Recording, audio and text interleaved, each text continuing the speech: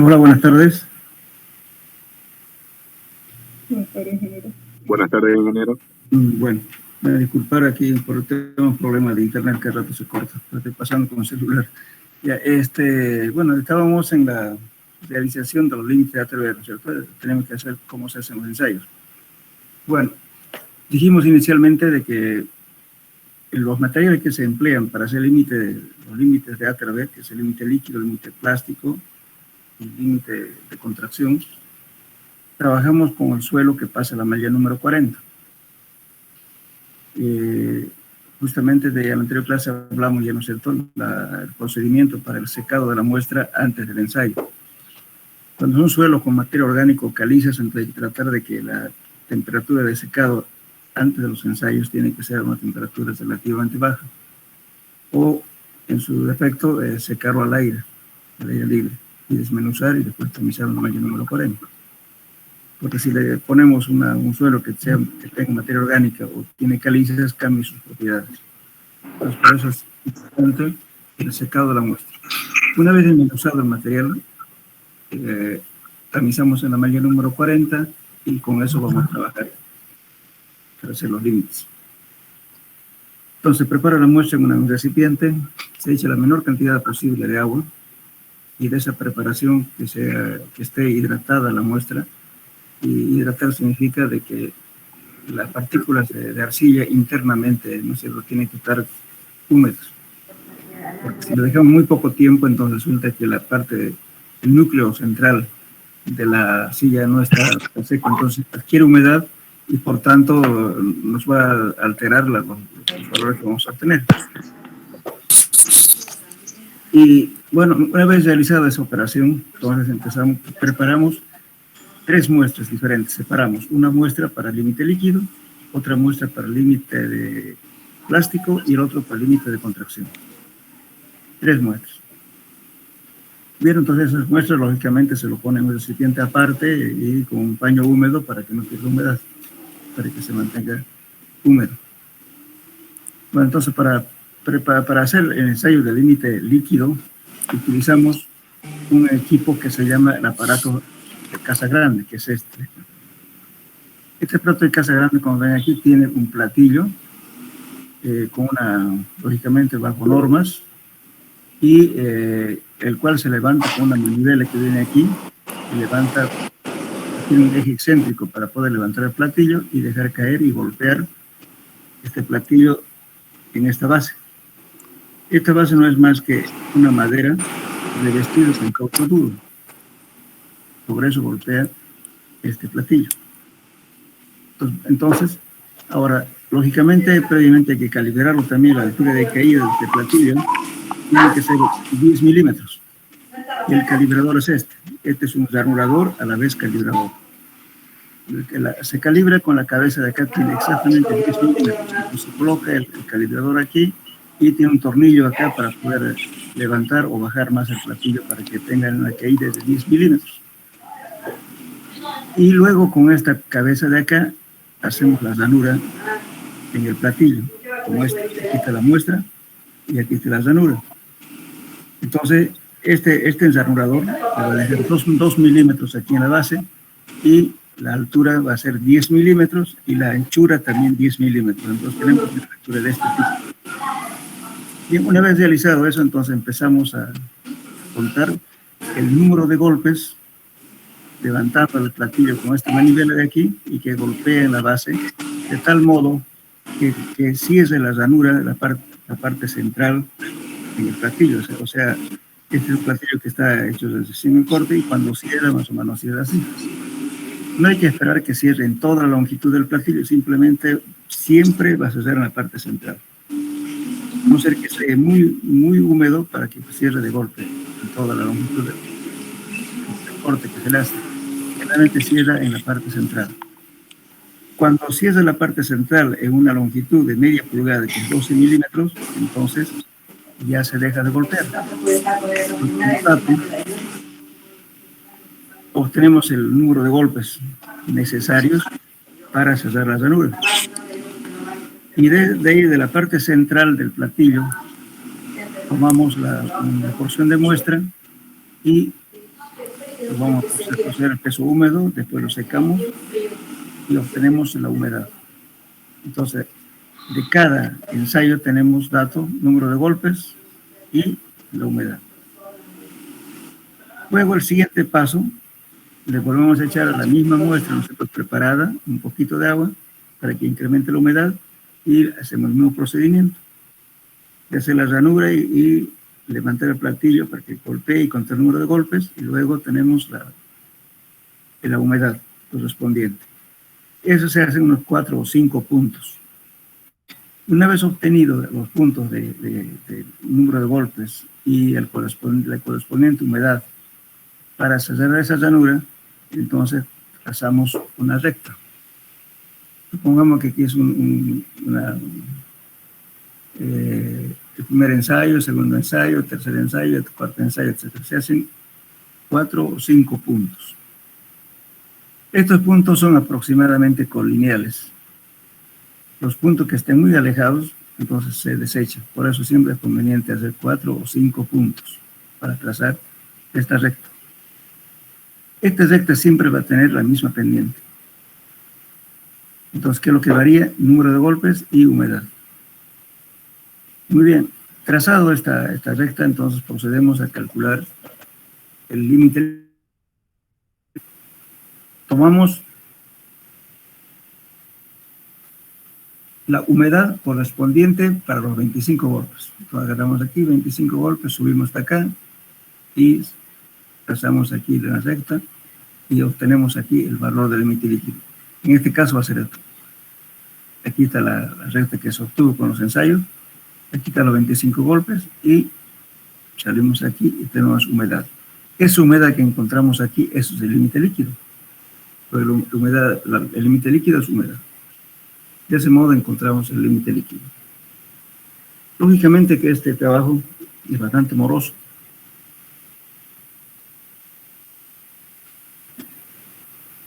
Nos lleva mucho tiempo hacer esto.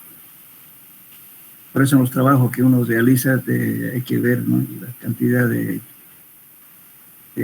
pozos que uno puede hacer en un tramo de carretera, por ejemplo, y sacar en qué tiempo puede hacer este ensayo. Generalmente, ¿no?, entre secado, desmenuzar la muestra, proceder a hacer el ensayo, le va a llevar casi 3 horas o 4 horas por ensayo. Bien, pero sin embargo, cuando uno no tiene práctica, entonces hay que hacer necesariamente por este método. Ahora, si en caso ya la gente ya tiene práctica, entonces podemos usar estas fórmulas. Estas dos fórmulas simplifican el trabajo. Se hace con un solo ensayo. Por ejemplo, pues si utilizamos esta fórmula, el límite líquido es igual a la humedad para que se hace la llanura con n golpes por, este es por, no es igual, por n es el número de golpes necesario para sellar la llanura, entre 25 por tangente de beta. ¿Qué tangente beta es la pendiente de esta recta? Bueno, entonces, los autores hicieron pruebas, hicieron alrededor de unas 700 y tantas pruebas, y siempre encontraron, ¿no?, en diferentes tipos de suelos, que esta pendiente era la misma, tenía el mismo ángulo. Entonces tomaron como una constante de 121, 0.121. Entonces la fórmula queda la humedad correspondiente para sellar la llanura, n es el número de golpes, sobre 25 elevado a la 0.121. Entonces esa es la formulita para hacer el límite líquido con un solo ensayo. Pero siempre tomando en cuenta de que esta fórmula es válida cuando la llanura cierra entre 20 a 30 golpes. En ese caso, entre 20 a 30 golpes. O sea, la recomendación que da en este método es eso. Los golpes, o sea, los ensayos deben hacerse entre 20 a 30 golpes. Muy bien. Ahora, si no se tiene, si no quiere usar este ensayo, perdón, esta fórmula, podemos usar esto. Fíjense, el límite líquido es humedad. Esta es la fórmula de humedad. Pero esta fórmula fue hecha por la Bureau of Public Roads, una institución norteamericana, y planteó esta ecuación. ¿Qué dice? Humedad para hacer la llanura con n golpes, dividido entre 1.419 menos 0.3 por logaritmo de n. Este n viene a ser el número de golpes para cerrar la llanura. Entonces, esto se le puede tabular. Pueden hacer para 2, 3, 5, haciendo variar los golpes. Los tabulan y lo único que van a encontrar va a ser la humedad necesaria para obtener esa cantidad de golpes. Esta ecuación no restringe de cuánto a cuánto valen los golpes. Al menos yo lo encontré, entonces se puede utilizar esta fórmula. Después también hay ábacos, está en el manual. Aquí no lo puse. En el manual de laboratorio hay unos ábacos para calcular con la humedad y golpes el límite líquido. Pero estas dos ecuaciones son más utilizadas. La que más se emplea es esta. Más fácil de manipular, de hacerlo.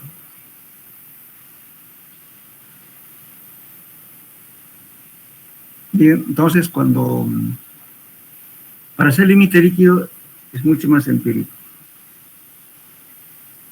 De la muestra que ya se había preparado y separado al inicio, entonces lo que hacemos es tomar una superficie plana, un vidrio que no sea brilloso, un vidrio que no sea liso, perdón, que sea algo de rugoso, que generalmente se hace con un chorro de arena a alta presión, le va a dar una rugosidad. O de lo contrario, se coloca un papel que no sea brilloso, no un papel satinado, sino un papel común como es el papel sábana. Entonces, eso se pone y con la palma de la mano se hacen unos pequeños rollitos, o sea, unas pequeñas bolitas, y con la palma de la mano se procede a hacer los rollos.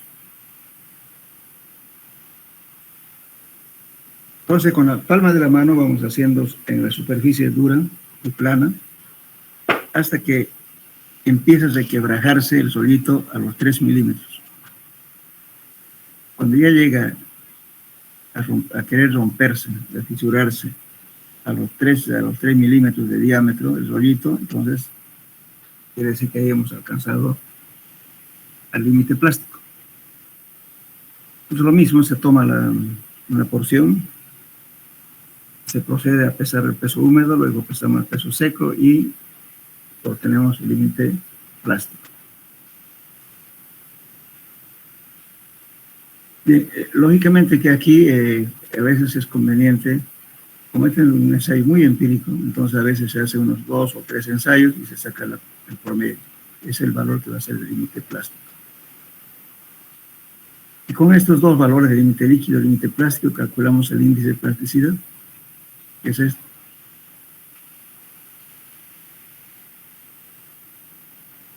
El límite líquido menos el límite plástico nos da el índice de plasticidad. Entonces, si el índice plástico está entre 1 y 7, se dice que es poco plástico. Si está entre 7 y 15, medianamente plástico. Si está mayor a 15, altamente plástico. Esos son los valores que se obtienen, como ven, es una medida de plasticidad, los valores del índice de plasticidad. Entonces, cuando tenemos, por ejemplo, en un suelo, plasticidad más baja que 7, entonces quiere decir que ese suelo tiende a ser granular. Y pasa de 7, entonces tiende a ser más plástico.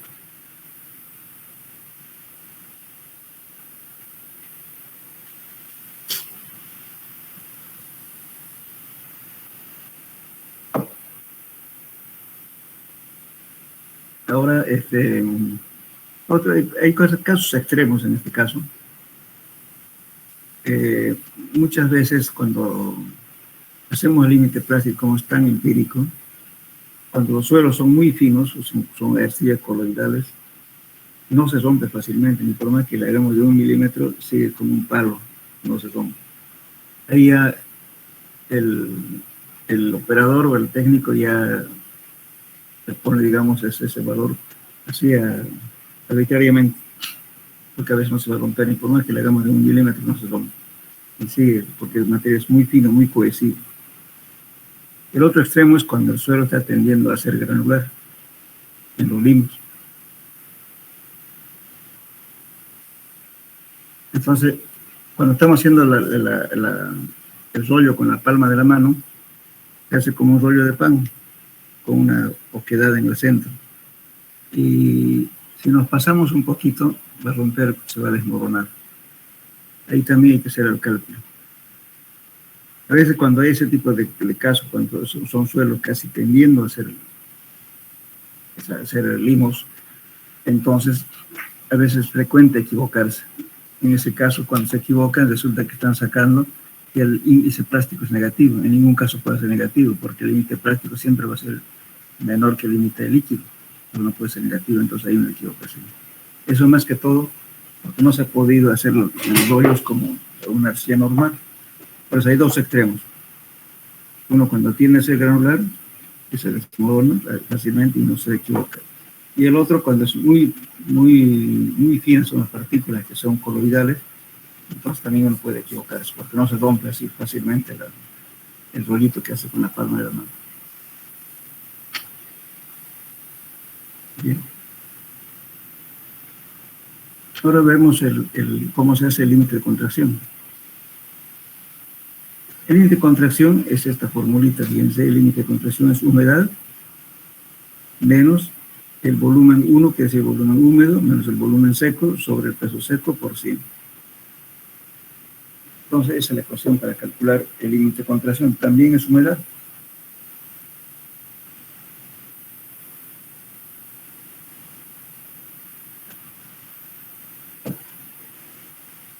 Bien, entonces, ¿cómo hacemos? Para hacer esto, vamos a recurrir a esto.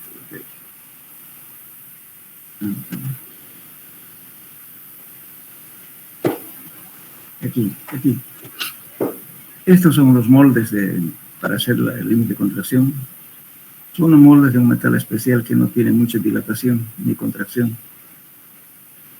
Son más o menos de 3 centímetros de diámetro por 1 centímetro de alto aproximadamente. Entonces, para determinar la humedad, ¿qué se hace? Se coloca la muestra preparada aquí, poniendo en etapas, ¿en cierto? Y haciendo caer previamente esto se impregna con vaselina sólida, aparte de aquí, para que la muestra no se pegue al molde.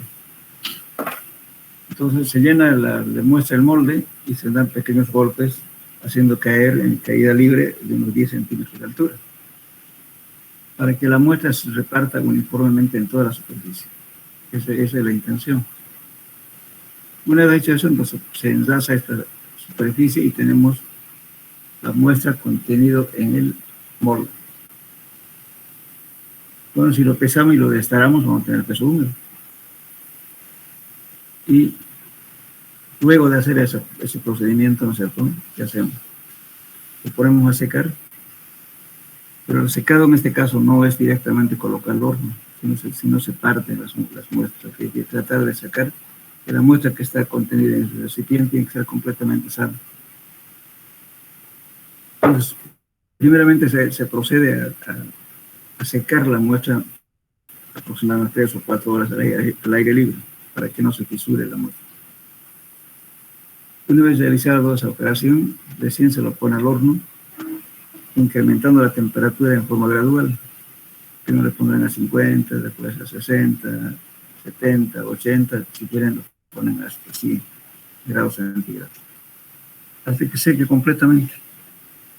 Entonces, esta prueba se puede hacer 2 o 3 veces, y eso va a ser con el dato del promedio del límite plástico, eso va a ser un promedio, porque eso es fácil. Además es empírico, a no ser que uno tenga mucha práctica para hacer una sola vez, no siempre hay que hacer 2 o 3 enseguida para promediar. Bueno, entonces, hasta ahí fácil, porque tenemos un peso húmedo, y calculamos la humedad cuando seca. Pero el problema es que pasa. Tengo que calcular el volumen para aplicar esta fórmula. Vamos aquí. Aquí. Esta es humedad menos el volumen 1 menos el volumen 2. Volumen húmedo menos volumen seco sobre el peso seco por gamma del agua. El gamma del agua es 1. Todo es multiplicado por 100. Eso nos da límite de contracción. Entonces, esto es fácil de encontrar el peso cuando está húmedo y cuando está seco. Ahora encontramos el volumen 1. Ese volumen, ¿cómo se determina? A este recipiente, lógicamente, se lo saca la muestra y se le pone mercurio. Con el mercurio, por su alta cohesión, tiene justamente una protuberancia. Entonces, para poder enlazar y que sea exactamente el volumen que ocupe este cilindro, entonces utiliza este cristal, conocido como vidrio de reloj en mecánica de suelos. Pero en realidad es un elemento, un cristal o parecido a plástico, ¿no? Un material especial. Y tiene 3 púas. En mecánica de suelos también se llaman pírulas, pero su nombre son púas, 3 púas chiquititas. Entonces, y además están dispuestos de esta forma, ¿no? Un puntito acá, otro punto aquí, otro punto acá. Esta pírula sirve para poder meter a esto, ¿no es cierto?, y enlazar para que desplace el mercurio y quede solamente el mercurio con el volumen exacto. Entonces, el volumen 1 voy a hacer de la siguiente manera.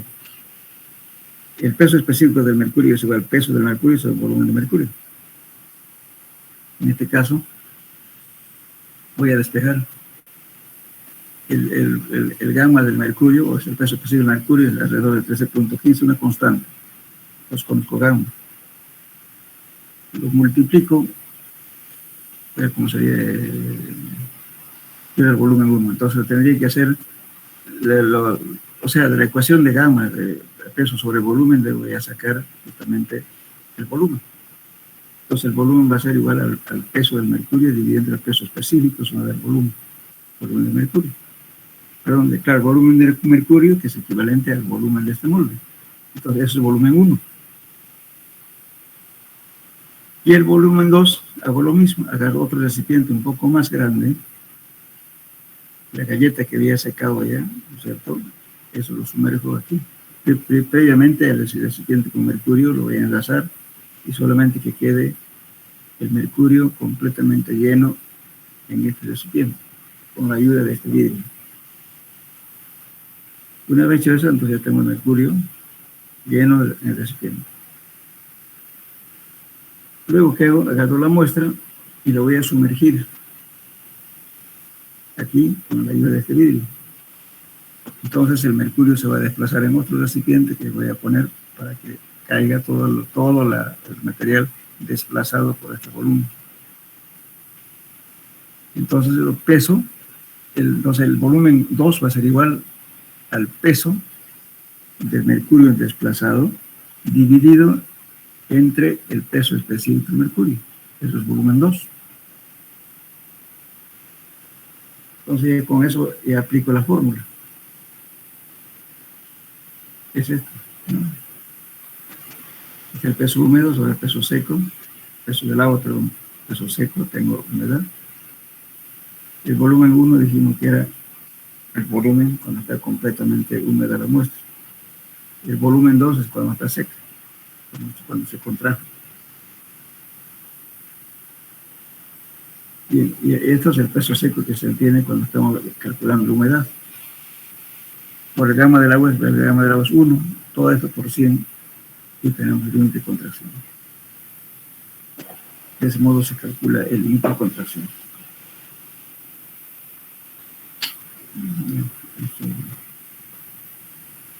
Ahora, en este esquema, como les decía, es cuestión de pesos, fíjense. El volumen 1 tiene un peso 1, que es el peso del agua 1. Si lo voy secando, esto va a ir disminuyendo su volumen. Aquí voy a tener volumen 1 menos volumen 2 por gramo del agua, también el peso del agua. Entonces, ¿qué quiere decir? Que este suelo, ¿no es cierto?, se secó hasta este punto, pero no quiere decir que está completamente seco, tiene una humedad, pero sí un volumen, el volumen 2 ya no cambia, el volumen de la muestra ya no cambia. Por eso dijimos que el límite de contracción es la humedad con el cual el suelo deja de contraerse, tiene una humedad. Entonces, esa humedad que aún queda, ¿cierto?, para que sea completamente seco, es lo que calculamos aquí. Entonces, en realidad, el peso del agua que queda en la muestra es este agua. Eso es lo que estamos hallando con esta fórmula. Como la fórmula ya que he desarrollado, si ustedes hacen paso algebraico van a llegar a esto. Partan de esta figura y van a llegar a esto. Bien, entonces con eso se calcula el límite de contracción. Pero, ¿para qué sirve en realidad esto? Nos dan algunos valores que podemos ver el comportamiento del suelo en función del límite de contracción y en función del límite líquido y límite plástico.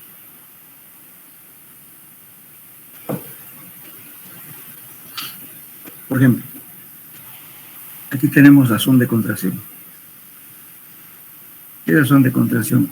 Este coeficiente que es RC, el peso seco, aquí debería ser el peso, este es B sub S. Pero B sub S no es el peso completamente de los sólidos, sino es un peso donde el B sub S es el volumen donde quedó el suelo cuando llega a su límite de contracción, es decir, que aún tiene una cierta cantidad de humedad, además no lo estamos midiendo el volumen exacto de los sólidos. Este es un volumen más, está los espacios vacíos más que queda, por eso esto no van a confundir, que es el volumen neto de los sólidos, sino es un volumen donde el suelo dejó de contraerse. Eso es este volumen. Entonces, calculamos este coeficiente que indica cuánto cambio de volumen puede presentarse por cambios de humedad de los suelos por encima del límite de contracción. Entonces, si incrementamos la humedad por encima del límite de contracción, podemos decir cuánto puede cambiar de volumen este suelo. Eso están haciendo justamente la razón de contracción o relación de contracción. Ahora, otra expresión que podemos calcular es el cambio volumétrico. El cambio volumétrico es igual a la humedad natural del suelo tal como está en el sitio, menos el límite de contracción por razón de contracción. Este coeficiente indica la disminución de un volumen que experimenta la masa del suelo cuando su contenido de humedad se reduce por un porcentaje dado al límite de contracción. Yo tengo, lógicamente, tomando en cuenta aquí la humedad natural, esto tiene que ser mucho mayor, ¿cierto? Entonces, ¿cuánto se reduce cuando llega al valor del límite de contracción? Eso es lo que me está indicando el cambio volumétrico. Después tenemos otra expresión que es contracción lineal. Contracción lineal es 1 menos raíz cúbica de 100 sobre el cambio volumétrico menos 100. Entonces, ¿qué indica esto? Es la disminución en una dimensión de la masa del suelo cuando su contenido de humedad se reduce a un porcentaje dado al límite de contracción. Y tenemos un cierto valor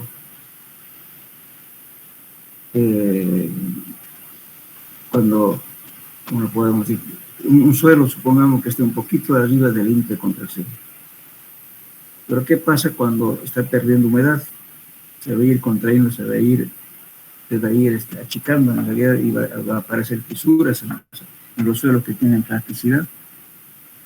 Entonces, va a haber un momento en que, si supongamos que sea una carretera, entonces como se está perdiendo humedad, el suelo se está contrayendo linealmente.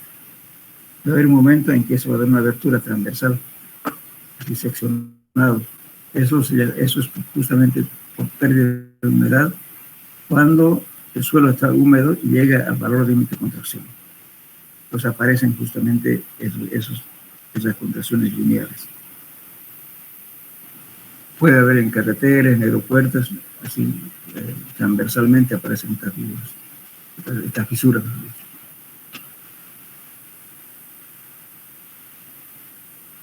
El otro, estos dos valores, el índice de consistencia y el índice de liquidez, nos sirve para interpretar si el suelo es preconsolidado o normalmente consolidado.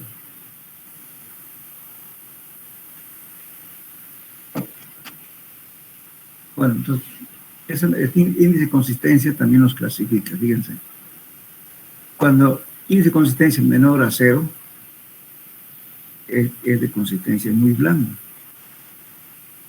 Cuando varía de 0 a 0,50, consistencia blanda. De 0,50 a 0,75, consistencia media. Rígida cuando va a ser 0,75 a 1. Y dura cuando hay consistencia mayor a 1. Entonces, ¿cómo determinamos eso? Fíjense aquí. Este siempre es la humedad natural del suelo sin alterar.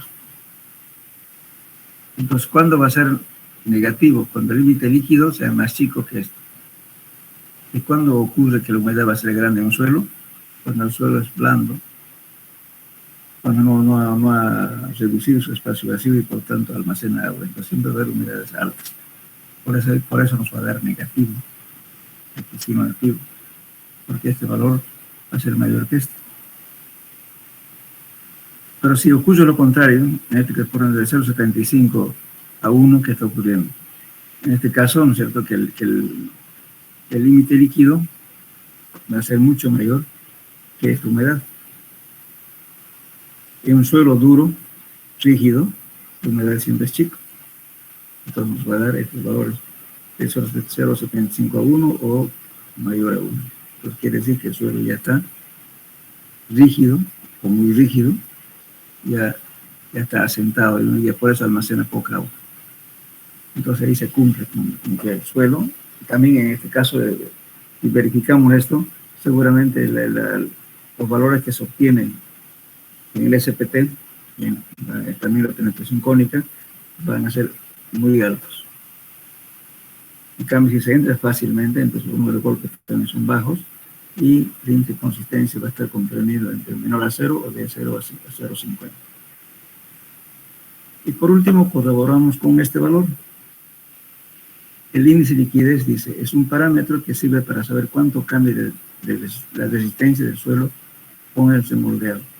Esta es humedad, también natural, sin alterar, menos el límite del plástico sobre el índice plástico. Entonces, por ejemplo, cuando el índice de liquidez es aproximadamente 1, será un suelo de baja resistencia. Si el índice de liquidez es menor a 0, indica que el suelo es suelo rico.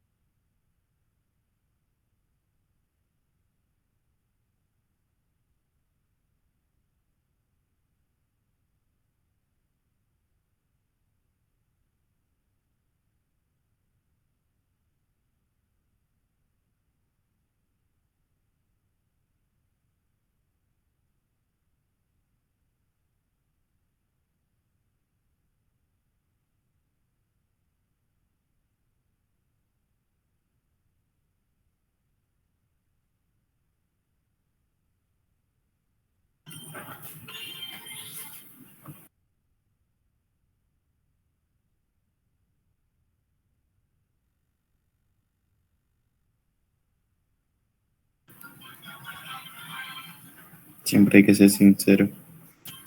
Ah, pues.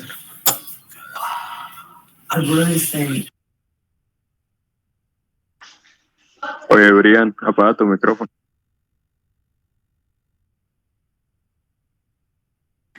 Era Iron eso.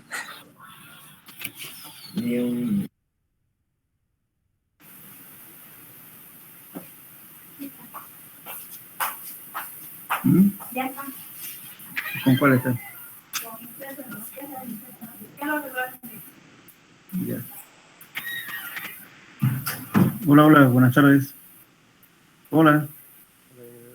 Sí, ingeniero, te escucho. Un problema, se me va el internet. A ver, no sé hasta dónde me escucharon. Voy a volver.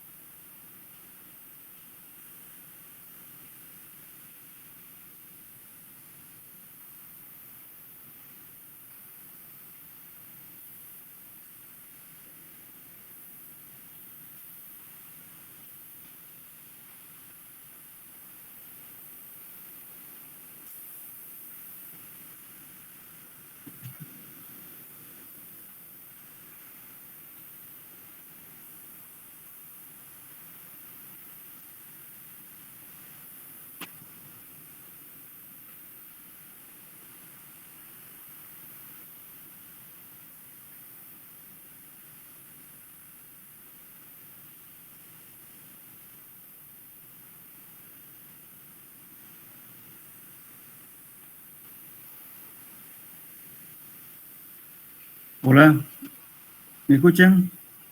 Sí, ingeniero, te escucho. ¿Hasta dónde me escucharon? Por favor, se cortó el audio. Más adelante. Más adelante. Más adelante. Más ¿Aquí? adelante. No. Estábamos viendo ¿me No. escucharon hasta donde empezamos a utilizar esta fórmula, ¿no es cierto? ¿Hasta acá? Eso lo escuchamos. El siguiente, ¿cuál es? ¿Dónde? Un poquito más fuerte. La siguiente diapositiva, ¿cuál sería? Índice de consistencia, ¿me escucharon de esto? De hablar de esta fórmula. Sí, sí, lo escuchamos. Entonces quedaron aquí. El siguiente diapositiva lo puede colocar, creo que era en el siguiente que se quedó. Ya. Les decía que el índice de liquidez, o sea, lo estamos viendo en realidad. Estos dos parámetros son importantes para poder determinar si el suelo es preconsolidado o normalmente consolidado. Entonces, por ejemplo, si me dan con los datos que tengo de campo, este límite líquido de laboratorio, pero este es fundamental, esto es del campo, esto es la humedad. Entonces, sí, por eso es importante cuando uno hace un estudio de suelo, hay que proteger la humedad, la muestra, para que no altere la humedad. Entonces, si este valor va a ser mayor a 1, ¿qué significa? De que el límite líquido es grande frente a esta humedad. Pero si el suelo está blando, entonces va a ser la humedad mucho más grande que esto, entonces va a dar 0 o próximo a 0. Entonces, ¿qué significa? De que va a tener consistencia blanda. Entonces, son suelos relativamente blandos, suelos normalmente consolidados. Ahora, si utilizamos esta ecuación índice de liquidez, lo mismo. ¿Cuándo va a ser negativo aquí? Cuando la humedad sea alta. Entonces, ¿qué va a ocurrir cuando la humedad, estoy al revés? ¿Cuándo me va a ser negativo aquí? Cuando la humedad sea chico. ¿Y cuándo ocurre porque es chico? Cuando el suelo es rígido, cuando tiene poca humedad. Entonces este va a ser tendiendo a 0 o negativo. Si la humedad, si esto fuera grande, mayor a 1, entonces ¿qué va a pasar? Que el límite líquido, la humedad va a ser mucho mayor que el límite plástico. Por tanto, va a ser este valor del índice de liquidez mayor a 1, por eso dice aquí. El índice de liquidez es aproximadamente a 1, será un suelo con baja resistencia. Y si el índice de liquidez es menor a 0, indica que el suelo es suelo rígido. Entonces, estos parámetros tienen que coincidir con esto, y la humedad de campo también, y los números de golpes que obtenemos en el campo con SPT o la penetración cónica. Todos tienen que tener, no contradecirse, sino estaríamos en algo equivocado. Entonces, esto es como una ayuda también para poder no solamente clasificar los estados que están en las arcillas, sino también para ver si es rígido o no rígido. Por ejemplo, si nos dieran valores de este tipo, entonces de 0,75 a 1 o de consistencia mayor a 1, entonces yo no puedo ya hacer en un suelo ensayos de consolidación porque ya no me cumple, porque un suelo muy rígido, duro.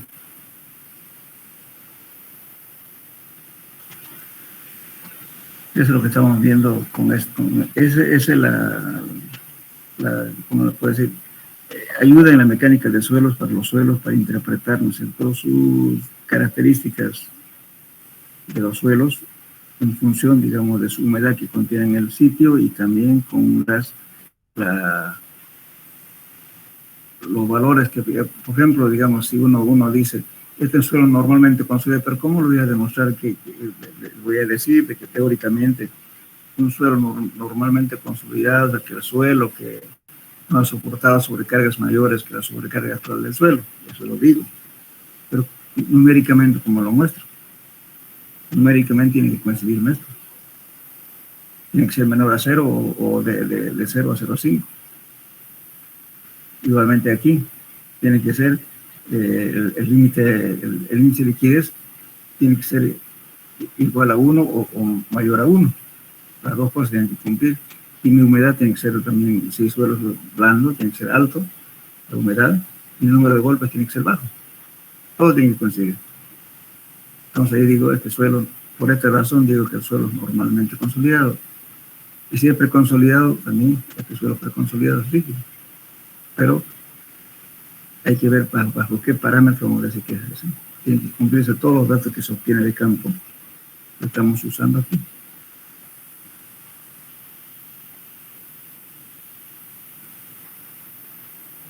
Bueno, ¿alguna pregunta sobre esto?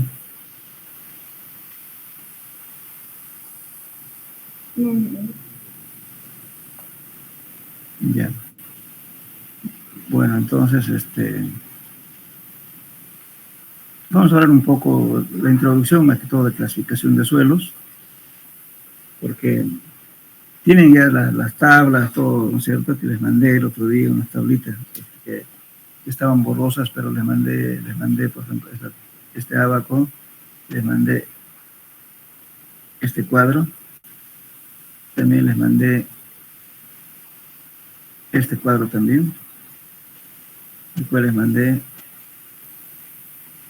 este cuadro y esto. Lo tienen a mano, ¿no es cierto? Sí, lo mandó. Bien. Entonces, como ya no tenemos mucho tiempo, entonces vamos a hacer lo siguiente. Vamos a entrar, vamos a hablar de introducción y en la próxima clase vamos a hacer clasificación de suelos. Ustedes van a traer su tabla y vamos a hacer un ejemplo numérico.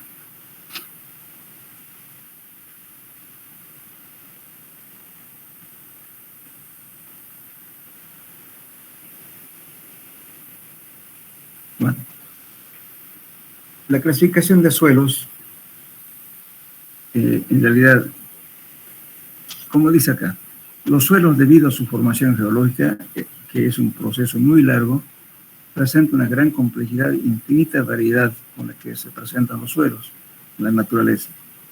Entonces, justamente por ese motivo, ¿no?, se ha pretendido en agrupar algunos tipos de suelos en un sistema de clasificación de suelos, que es un ordenamiento de los diferentes suelos en grupos que tienen propiedades similares. Lo que se ha hecho es agrupar a los suelos que tienen similar y sus características parecidas. Entonces, lógicamente, aquí hay varias normas que clasifican los suelos de acuerdo al criterio que toman. Entonces, el propósito de clasificar el suelo, que es la clasificación del suelo, es identificar los suelos y conocer sus propiedades por comparación con los suelos de la misma clase, cuyas propiedades se conocen. Bien, ahora los suelos se pueden clasificar simplemente basados en su granulometría y otras clasificaciones basadas también en su granulometría y propiedades plásticas.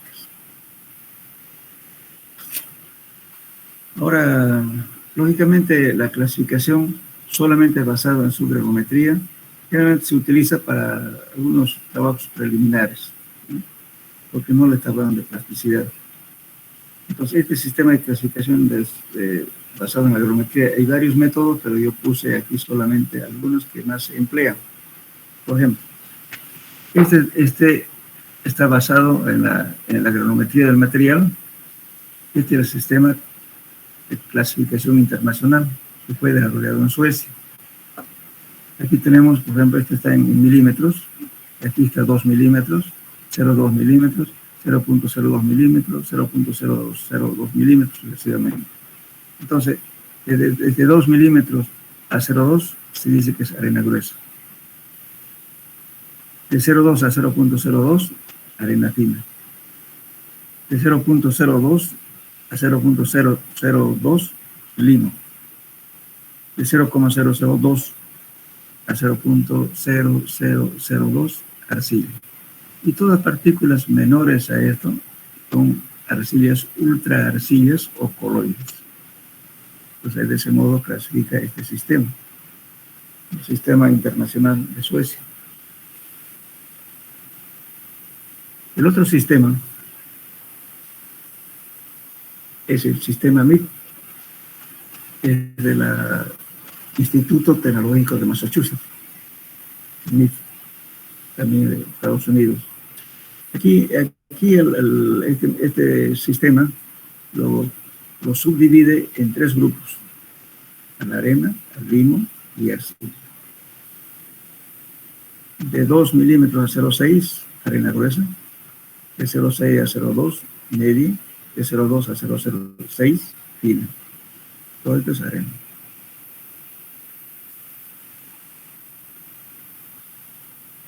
Después tenemos de 0,06 a 0,02, limo grueso. De 0.02 a 0.06, medio. Y 0.06 a 0.02, fino. Igualmente la arcilla lo discrimina en 3 subdivisiones: arcilla gruesa, media, fina o coloide. Pero no nos dice, no nos habla de plasticidad, de nada. Ahora aquí tenemos el sistema utilizando el diagrama triangular de clasificación de suelos. Este es de la Comisión de Mississippi y también adaptado por Federal Highway Administration, una institución norteamericana. Entonces, lo que está considerando aquí, la arena, arcilla y limo. Entonces, los diferentes porcentajes que contiene una muestra, la sumatoria de los 3 tiene que ser 100%. Entonces, lógicamente, podemos, digamos, ¿cierto? Todo lo que sea arena, dijimos nosotros cuando hicimos granulometría, lo que queda retenido en la número 4 era grava, y de la número 4 hasta la número 100 era arena, desde la número 100 hasta 200 limo, y todo lo que era menor a la malla 200 eran arcillas. Pero aquí entonces la suma de los 3 componentes hace 100. Entonces lo que hacemos aquí es simplemente tomar con los porcentajes de cada uno de estos materiales, trazar perpendiculares a esta materia al cual corresponde, y tiene que intersectar un punto, en cualquier punto, ¿no es cierto?, aquí en esta área marcada. Entonces el porcentaje de arena, el porcentaje de arcilla y el porcentaje de limo convergen en un punto. Si cae en este punto y en esta área, entonces me voy a la leyenda, eso va a ser arcilla arenosa. Si me cae en el 9, por ejemplo, voy a hacer así, si me cae aquí. Si me cayera la intersección del punto en la número 3, va a ser limo arenoso. De ese modo, hacemos la clasificación. Este sistema de clasificación es bastante utilizado para dosificar materiales. ¿Dosificar qué significa? Supongamos que yo digo, bueno, necesito un suelo, digamos, arena limosa, digamos. El 2. Pero tengo que hacer una mezcla porque no, rara vez voy a tener un suelo que me cumpla esa condición. De repente tengo otros 2 o 3 bancos diferentes. Entonces puedo mezclar, ¿cierto?, este valor y hacer la dosificación para que me caiga en esta área que está indicando el 2. De ese modo se hacen las dosificaciones de los materiales con los que uno quiere trabajar, porque le piden, de repente tienen una chancadora y tienen que saber qué tamaños van a mezclar para obtener lo que le están pidiendo. Bien, ahora hay otro sistema que se aplica bastante en caminos, especialmente cuando se hacen pavimentos flexibles para los agregados que tienen que cumplir una cierta curva. A veces hay que hacer mezclas. Tenemos unas zarandas donde vamos a tener diferentes tipos de agregados con diámetros diferentes, pero queremos obtener una curva ideal. En ese caso se plantea un sistema de ecuaciones. Y supongamos que quiero mezclar 4 tipos de material, voy a tener 4 ecuaciones con 4 incógnitas.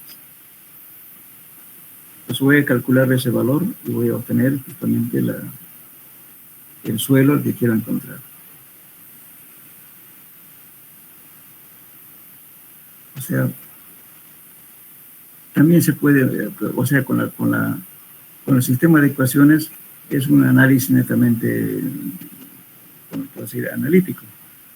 Pero a veces cuando uno no sabe plantearse ese sistema de ecuaciones, lo que se hace es experimentar en laboratorio, mezcla un poco de otro, y después hace una gravimetría, si entra la curva que le están pidiendo.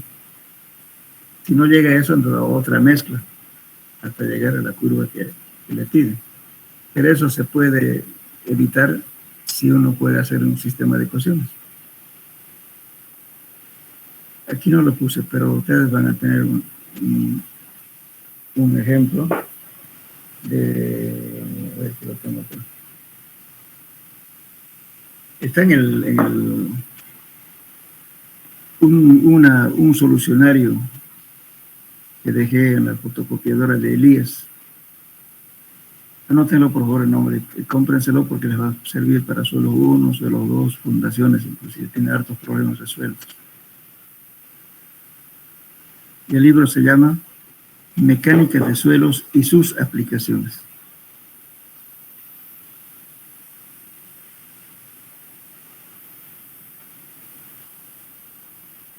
Anótenlo, por favor.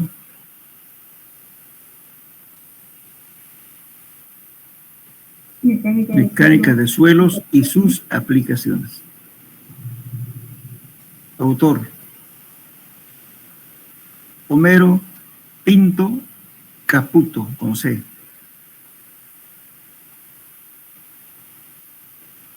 En la biblioteca también hay ese libro, por si acaso. Tomo 3. Ahí tomo 1, que está todo lo que solo es 1, tomo 2, que está solo 2, y fundaciones, y tomo 3 es ejercicios de suelo. Todo el tomo está ahí en fotocopia. Entonces ahí van a encontrar justamente en la parte de granulometría, da un ejemplo de tres bancos, ¿no es cierto?, que tienen cierto tipo de material, y para hacer la dosificación se plantea ecuaciones, 3 ecuaciones con 3 incógnitas, y lo resuelve. Entonces de tal materia necesito tanto, del otro tanto y tanto. La mezcla le va a dar lo que quiere. el tipo de suelo. Está resuelto el ejercicio, por favor, búsquenlo ahí, en la parte de granulometría de ese libro. Cómprenselo para que hagan ejercicio, hay harto ejercicio. Bien.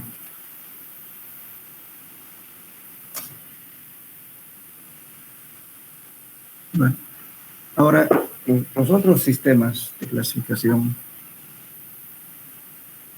son ya utilizando la granulometría y aparte utilizamos las propiedades plásticas.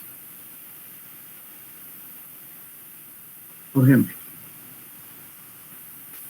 las normas ASTO, que es la Asociación Americana de Agencias Oficiales de Carretera y Transportes, conocido como ASTO, es lo que se maneja justamente esta clasificación para aplicar en todas las vías de comunicación. Carreteras, calles, aeropuertos, parqueos, todo lo que es caminos. Así que esto tienen que saber manejar sí o sí. Ahora, si van a construir como edificios, puentes, tanques de agua, bases para tanques de agua, hacer obras, digamos, de alcantarillas, todo eso, entonces van a utilizar las normas ACTM, que es igual a las normas SUB. La norma ACTM quiere decir American Society, o Sociedad Americana de Ensayos de Materiales, ¿no? En español. American Society for Textile and Materials, ¿no? Y el SUB es el Sistema Unificado de Clasificación de Suelos. SUB. Es idéntico a la ACTM. Pero la ACTM es la madre de todas las clasificaciones acá. Casi todos se han basado en la ACTM. Está claro, ¿no es cierto? Entonces, pues repito, ¿no es cierto? La norma ASTO más dirigido a vías. La ACTM y el SUB es más a edificaciones, como ser estructuras, viviendas, edificios, tanques, todo lo demás. Y el sistema FAA es de la Agencia Federal de Aviación. Esta es una norma bastante exigente que lo utilizan justamente los militares norteamericanos. En nuestro medio, muy poco. Yo utilicé una cuando estaba la DEA en varios trabajitos, pero después de que se fue la DEA ya no he vuelto a utilizar este sistema. La FAA es bastante exigente. También está dirigido justamente a vías para aeropuertos como también para carreteras. Bien. Después viene el sistema USDA, el Sistema de Departamento de Agricultura de Estados Unidos. Este sistema USDA, al menos yo nunca lo utilicé, nunca me han pedido, pero está bueno que lo tengamos porque ha contribuido bastante en el estudio de mecánica de suelos. Este departamento es bastante importante. Pero los que más manejamos en nuestro medio, para carreteras es ASTO, y para estructuras es ACTM y SUB, que son lo mismo. Bien.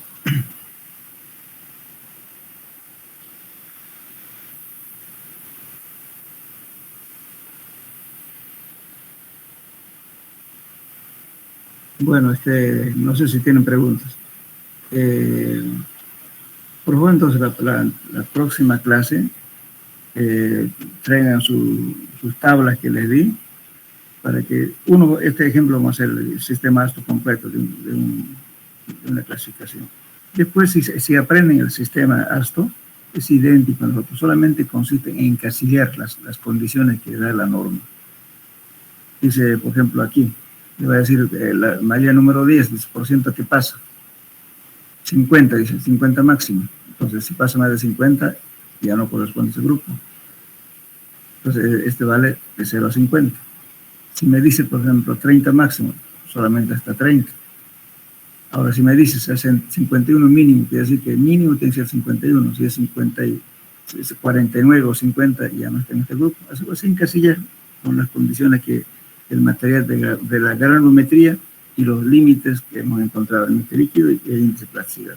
Con eso vamos a encontrar, vamos a ver la clasificación, casi en todos los sistemas idénticos.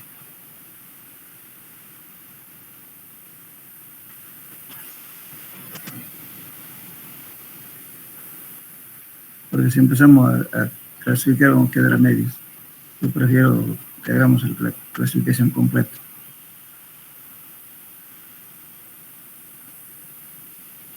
Bueno, entonces, dejamos aquí, por favor, la próxima clase. Ojalá que no tenga problemas con internet. Vamos a dar una tolerancia de 10 minutos para que tenga más tiempo de hacer toda la clasificación de todos los sistemas en la próxima clase. ¿Qué día nos toca? El día miércoles, ¿cómo? El día viernes, ¿no? Sí, bien. El viernes, por favor, les voy a pedir de que vengan con esta tabla de aquí, con este abaco, fotocopiando esta tabla de aquí, y esta también, porque aquí no se ve bien, pero les mandé yo una copia del libro, pues, original. Y está abajo. Con eso, para que clasifiquemos suelos. Entonces dejamos acá, jóvenes. Sí, ingeniero. Gracias. Hasta luego. Hasta luego. Hasta luego, ingeniero. Hasta luego.